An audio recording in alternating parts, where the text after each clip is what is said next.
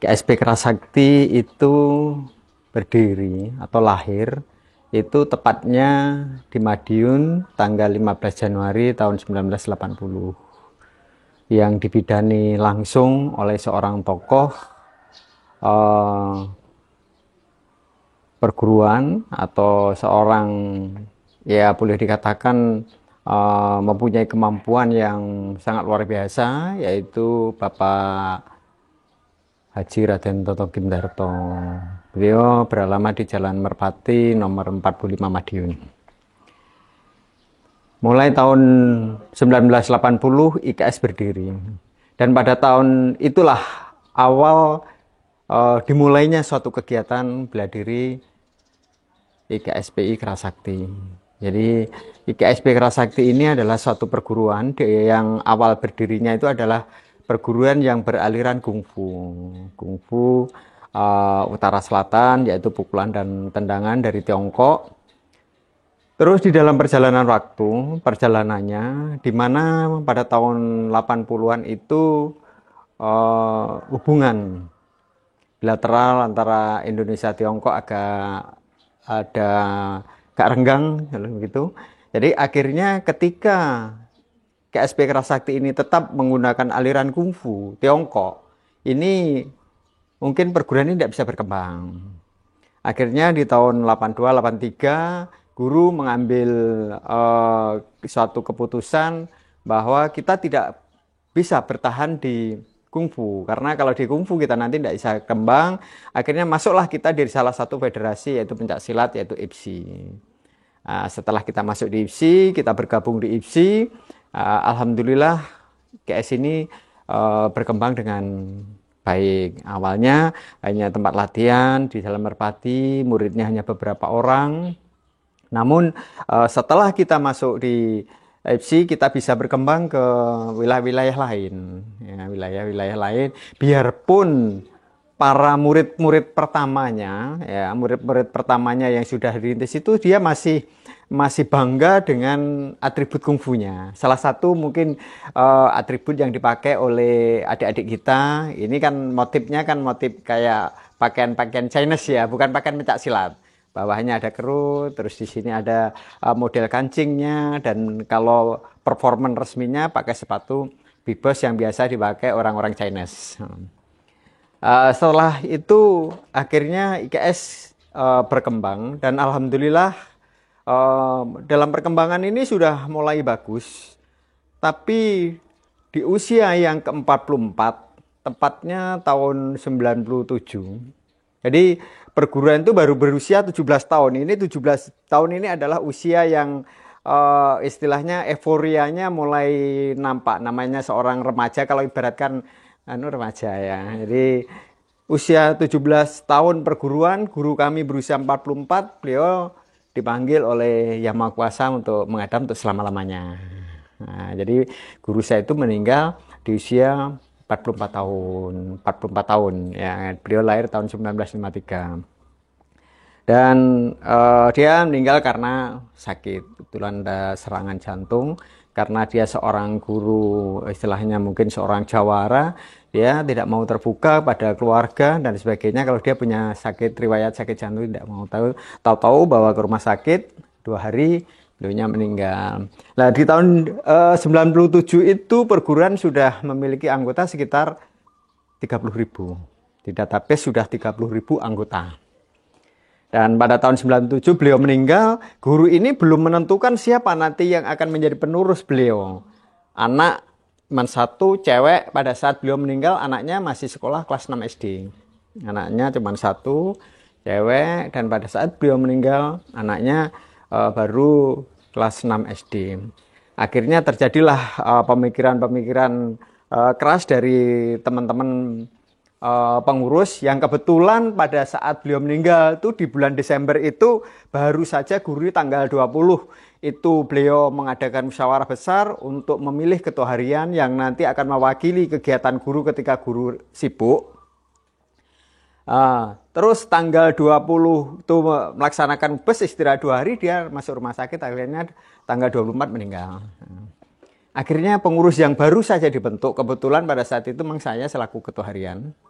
Nah, saya selaku ditunjuk sebagai ketua harian, akhirnya kita juga sempat kebingungan. Karena guru tidak meninggalkan pesan apapun pada saat itu. Akhirnya cuman meninggalkan pesan pada saat saya besok ke rumah sakit. Dia cuman pesan sama saya, dampingi pengurus-pengurus saya.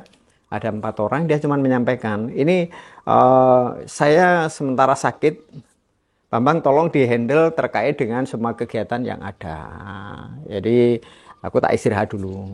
Tahu-tahu besoknya sudah ada kabar beliaunya meninggal. Akhirnya kita sempat bingung.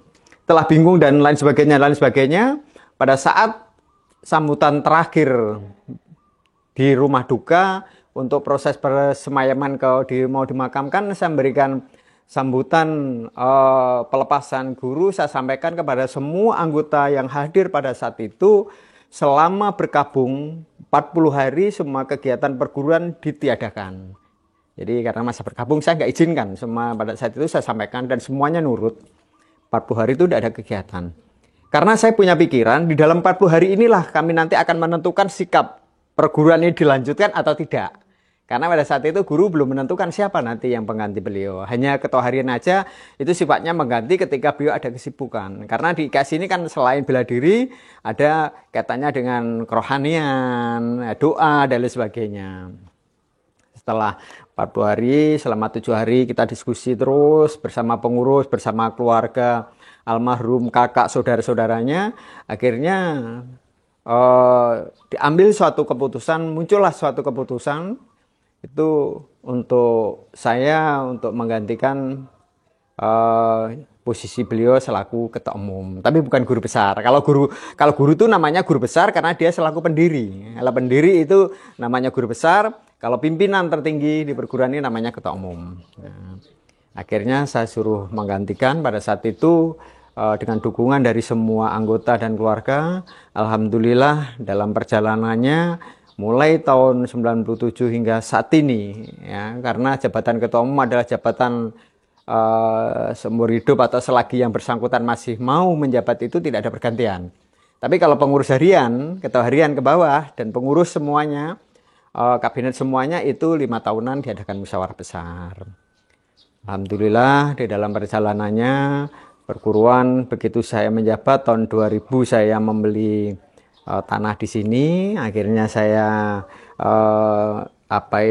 sini dulu tanahnya masih berupa tanah sawah yang mungkin boleh dikatakan tanah yang sulit untuk dijamah oleh orang ya. Jadi katakan gitu, orang kemarin semuanya takut, tapi saya punya prinsip karena ini untuk kepentingan umat dan tentunya orang banyak, dan pada saat kegiatan di sini diadakan acara ritual doa, insya Allah semuanya akan membawa keberkahan. Alhamdulillah perjalanannya mulai dari 2000 kita merintis terus. Akhirnya perguruan ini berkembanglah perguruan IKS Kerasakti. Hingga saat ini di database kami anggota Kerasakti jumlahnya sekarang sudah 1.200.000 orang yang tersebar di seluruh penjuru tanah air, mulai dari Sabang sampai Merauke, bahkan sudah ada 20 negara yang sudah perwakilan yang ada kita di luar negeri ya ini. Jadi kita di luar negeri sudah ada sekitar 20 negara yang Asia semuanya, ASEAN semuanya, ditambah Asia, bahkan di Eropa juga kita sudah ada di Portugal, Irlandia, di Inggris, dan di Australia kita sudah berkembang. Ini baru-baru ini untuk mengajukan pengajuan perwakilan di Belanda. Nah, inilah perkembangan perguruan, dan sekarang sudah mungkin Mbak lihat bagaimana kondisi daripada keberadaan daripada Padepokan KSP Kerasakti ini. Baik Bapak, luar biasa sejarah yang sudah diceritakan tadi. Nah, bagaimana Pak visi dan misi dari perguruan ini Pak? Jadi misi perguruan ini adalah untuk mengembangkan daripada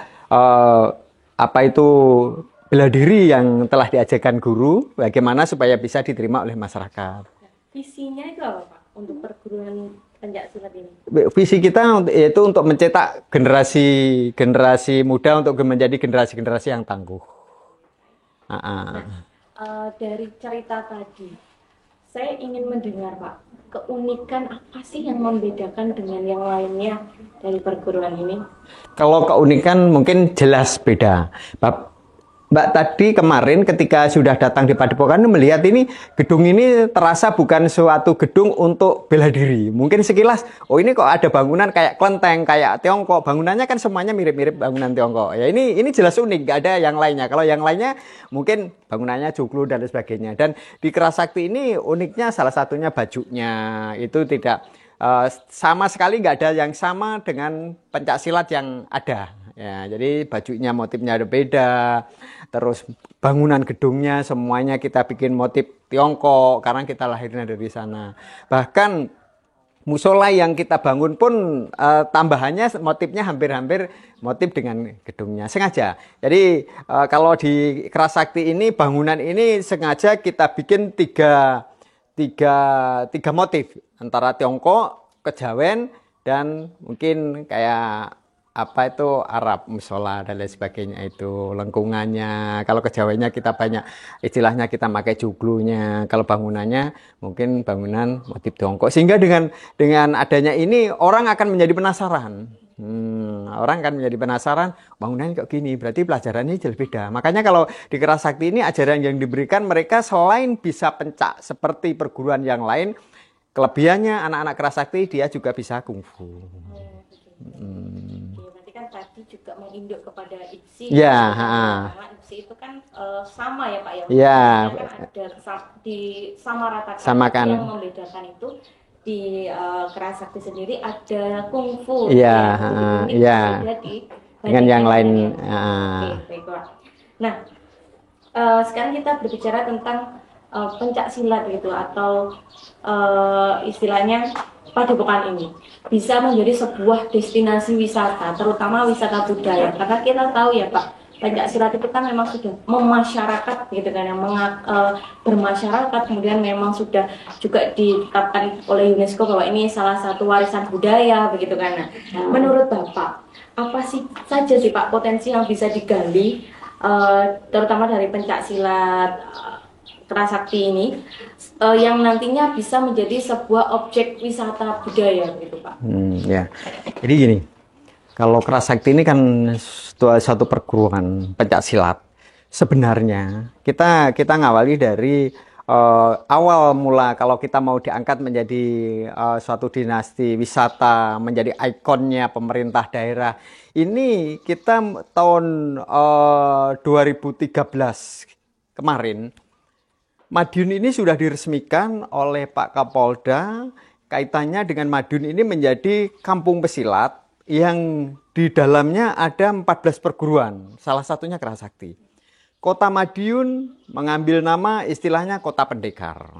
Kalau kota Madiun, kota pendekar. Pinter, kota Madiun ngambilnya kota pendekar. Namanya nanti kampung itu biar kabupaten yang desa. Nah gitu. Kalau Pak Maidi bilang gak apa-apa, Kabupaten Madiun pakai kampung pesilat gak apa-apa. Berarti kampung itu kan desa. Kalau pendekar itu berarti nek pinter sekolah ning desa, manggone jadi pendekar, manggone ning kota gitu. Jadi akhirnya tahun 2013 itu sudah dicetuskan seperti itu. Ada 14 perguruan pencetus, termasuk kami pada saat itu ikut menggagas kaitannya Madiun Kampung Pesilat. Tujuannya Kampung Pesilat ini adalah suatu tempat yang damai, tentram, namanya kampung. Tempat-tempat orang-orang yang sudah purna. Di kampung ini orangnya guyup rukun. 14 perguruannya harapannya pada saat itu guyup rukun. Karena pada tahun-tahun 2013 ke sana ini setiap Muharram, Madiun ini menjadi kota yang mencekam. Ya, jadi semua orang merasa Muharram itu istilah bahasanya kalau orang-orang pendekar tuh mengatakan nek sasi Muharram menginjak Muharram rasanya wis karek ndredeg kabeh ndredeg suro gitu ya, ndredeg suro itu. Kalau di Ponorogo grebeg suro, kalau di Madiun ndredeg suro. Nah, ini setelah itu dicetuskan tujuannya awalnya memang arahnya ke sana. Awalnya ke sana. Jadi Madiun itu masyarakatnya guyub rukun. Karena Kabupaten Madiun ini sesuai data yang ada hampir 70% semuanya mengenal silat. Enggak tahu silat ikut perguruan mana dari 14 perguruan itu.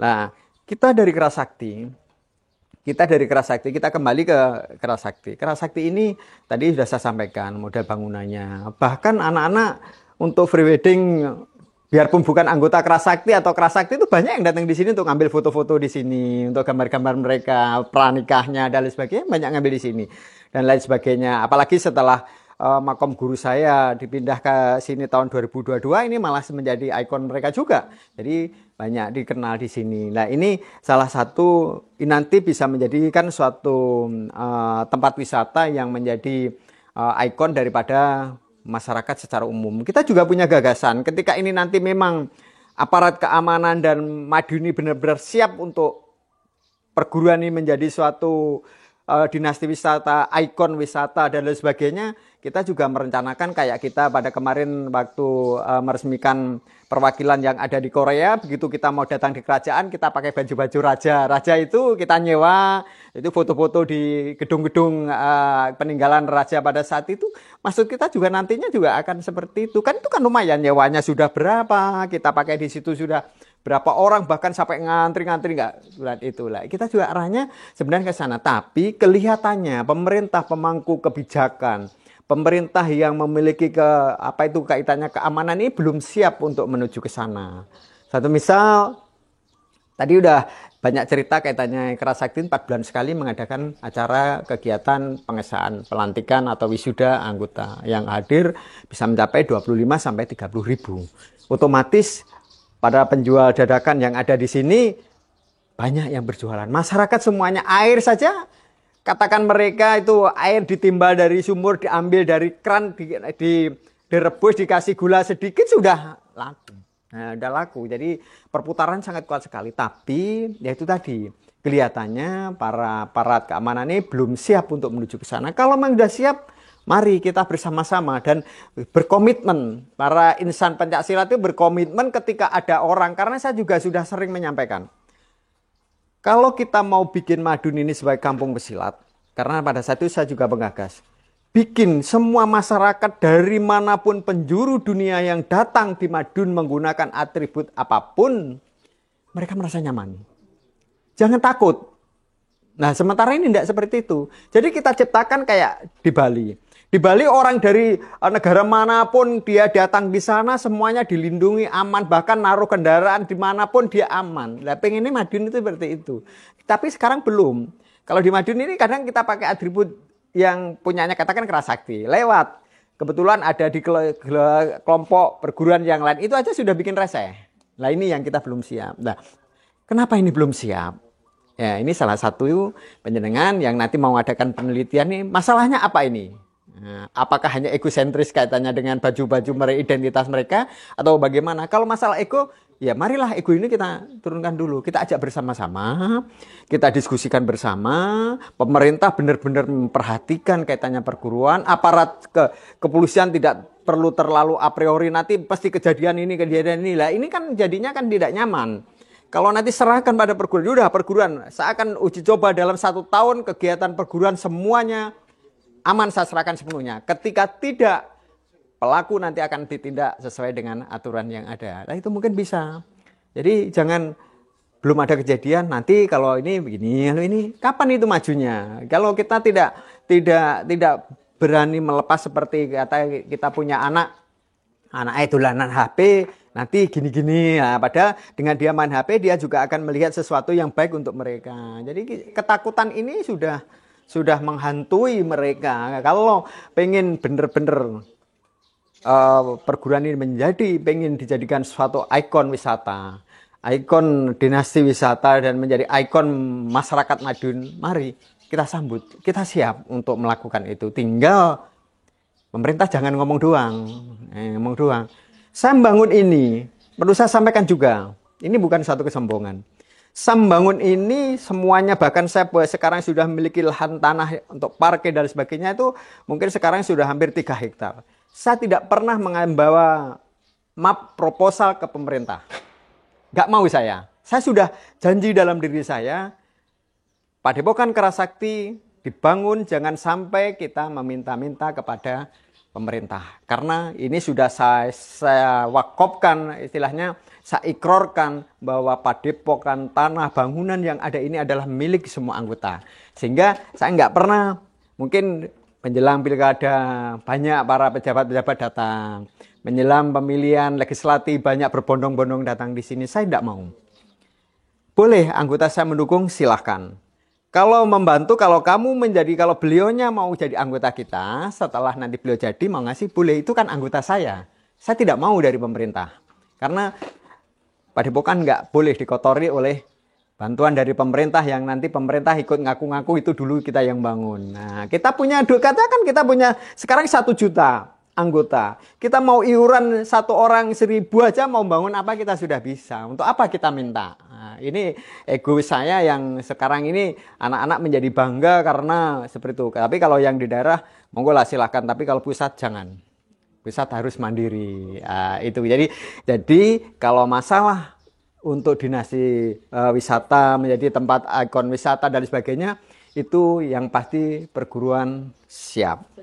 Siap, tinggal pemerintah saja gimana. Jangan hanya ngomong aja. Di sana ada dinas pariwisata, ada yang lain-lain sebagainya, tapi cuman ngomong doang aja. Ya, jadi kita kalau masalah wisata, Mbak, kita punya barongsai. Mau ditampilkan kapanpun, hampir semua kabupaten ada barongsai.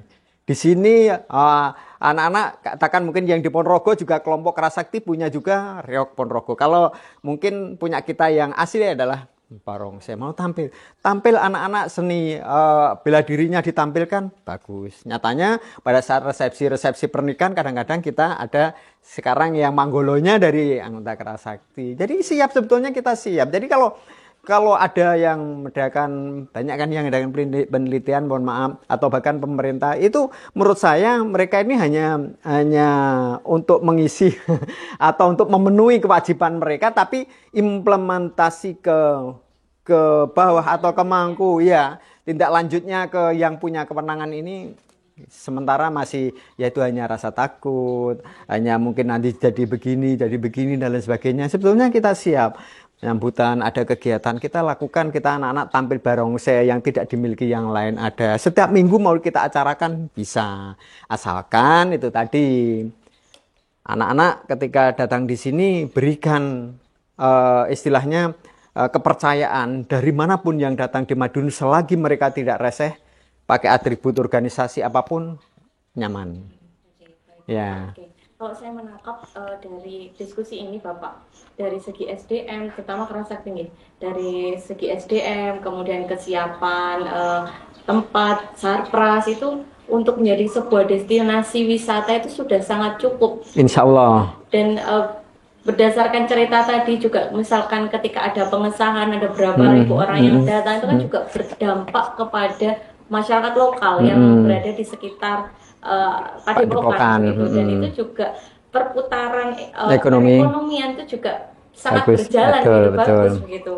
Nah mungkin ketika ini nanti bisa betul digarap oleh pemerintah, ada cawe-cawe begitu dari pemerintah untuk menjadikan sebuah destinasi wisata, karena kan memang sudah dilaunchingkan ikon kota atau kabupaten gitu kan. Cuman mungkin yang kurang adalah apa sih apa ya istilahnya ya Pak, yang event apa sih yang bisa ditonjolkan gitu kan.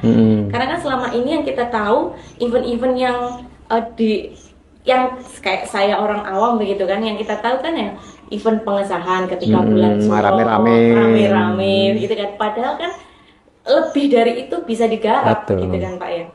Nah begini Pak, pertanyaan berikutnya, berarti tantangan apa sih Pak yang selama ini menjadi apa ya, tantangan berat begitu, mungkin berat atau apalah Bapak menyebutnya, dalam menyelenggarakan event ya, sehingga mempengaruhi event-event itu tidak bisa berjalan gitu atau kurang maksimal dalam berjalan? Yang pasti tantangan kita, kalau kita boleh jujur, katanya dengan ketidakberanian mereka yang punya tanggung jawab kaitannya keselamatan dan keamanan para anggota organisasi itu sendiri. Jadi dari pihak pemangku yang mempunyai kewenangan untuk mengamankan, melindungi masyarakat, mengayomi masyarakat, itu yang belum siap kelihatannya untuk menuju ke sana. Apalagi kalau sudah ada kaitannya, mungkin dari pihak-pihak mereka ada kelompok tersendiri, pihak mereka ada kelompok sendiri, sehingga identitas organisasi ini kadang-kadang di bawah. Nah, ini ketidaknetralan dari aparat keamanan ini kadang-kadang yang memicu masalah. Kalau semuanya dilakukan secara netral, sapu bersih, ketika mereka salah katakan salah. Kalau mereka benar, ya katakan benar, harus dibebaskan. Tapi kalau salah, lanjutkan. Nah, itu mungkin akan bisa terjadi. Lah sekarang yang terjadi, kalau kita bicara jujur, tapi itu kadang-kadang juga bisa ada dari anggota kita. Terjadilah suatu clash, di mana pada saat chaos terjadi perkelahian itu, kita di posisi jalan, Pama pulang dari Padepokan, naik mobil.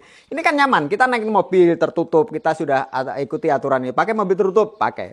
Tapi setelah itu dilempar, ada batu yang lempar mobil dan sebagainya. Akhirnya kalau terus di sana ada lagi, akhirnya anak-anak turun. Nah setelah turun terjadi chaos. Nah itu kadang-kadang itu sebetulnya orang awam sudah mengatakan, oh ini berarti sing salah ki sing bandem.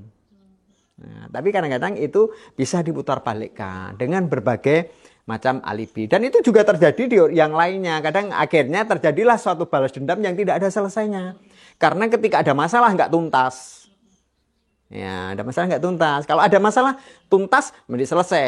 Ya, garong narkoba mau tuntas, bunuh semuanya, hilang, nggak usah. Pabriknya bakar, wes nggak bisa. Tapi kalau ini ditahan, yang ini enggak. Ini produksi somben songke. Ya, mohon maaf ini ya. Ya aslinya kan ya itu tuh Mbak, perputarannya kalau jenengan orang akademisi sebetulnya ya gemes ngelihat itu. Gemes. Judi apa itu bola online enggak loh, tapi yang di sini nih siapa? Oh, nyatanya Pak Polisi udah tahu siapa yang main itu tahu loh. Nah, ini kan akhirnya ini kan omong kosong. Jadi tapi kita hanya sebagai orang awam, kita insan pencaksilat pengen ini ya, anggota pencaksilat ini ayo dilindungi sama seperti yang lain-lainnya. Semuanya tidak ada bedanya. Sehingga mereka bisa berekspresi dengan baik. Mereka bisa melakukan yang terbaik untuk negara.